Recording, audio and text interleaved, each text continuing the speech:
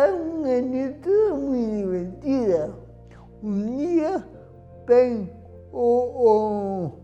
Iván, un usuario que tenía discapacidad, estaba en el despacho, falando con él, y cuando salió, dijo al jefe, más a Noelia. Esa rapaza tem uma discapacidade, uma minusvalia de caralho.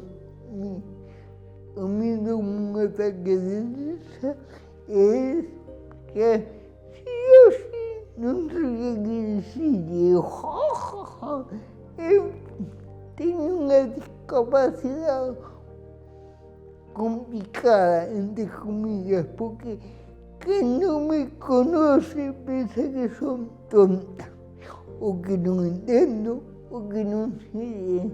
E como isso passou-me toda a vida, é algo que já não me afeta, que me dá risa, porque também penso que as pessoas me entendem.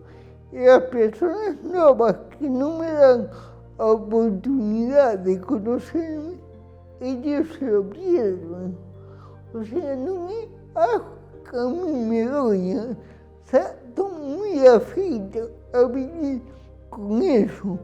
Por eso ese día a mí no me hizo, porque dijo, mi pobre, no.